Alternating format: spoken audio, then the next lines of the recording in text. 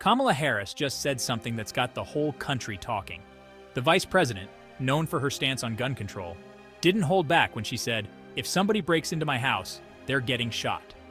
During a live stream with Oprah Winfrey, Harris threw down a line that's got everyone wondering, is this just a joke or a reflection of more profound contradictions in her gun policies? What's up, Twisted News fans?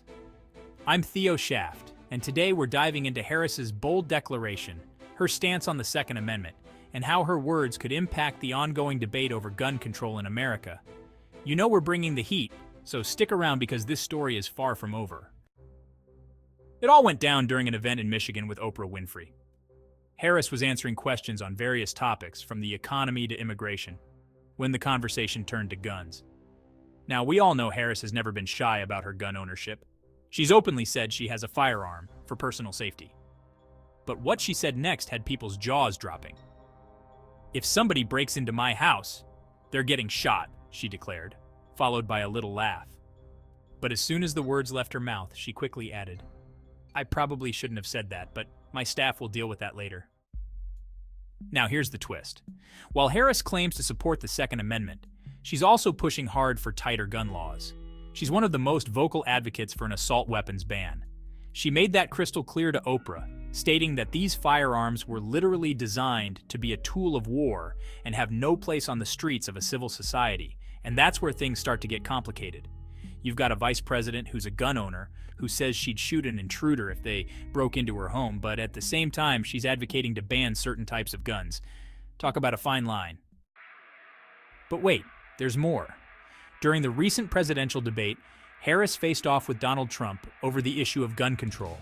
Trump accused her of wanting to take away everyone's guns.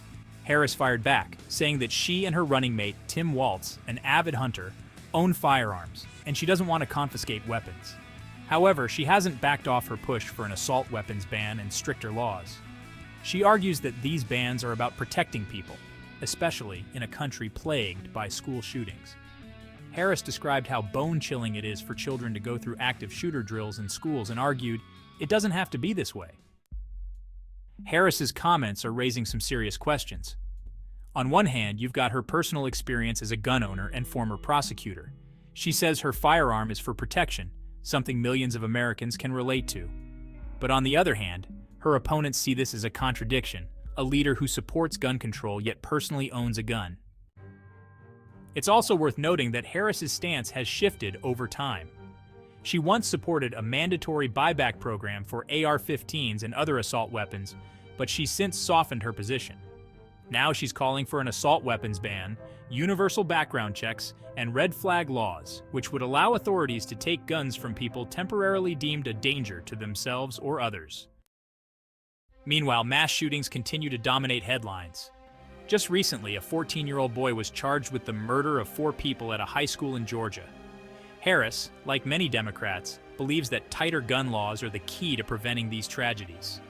But critics say that banning assault weapons won't solve the problem, pointing out that the majority of gun violence in America is committed with handguns.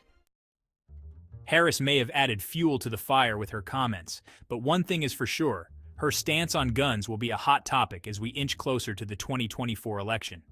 Whether she's seen as a hypocrite or a leader trying to find balance, it's a debate that's not going away anytime soon. So what do you think? Should politicians like Kamala Harris be able to own guns while advocating for gun control? Is this a personal safety issue, or does it reveal cracks in her stance on the Second Amendment? Drop your thoughts in the comments below, and if you want to keep up with all the latest twists in politics, be sure to subscribe. I'm Theo Shaft, and this has been another twisted take on the news. Stay sharp, and I'll catch you in the next one.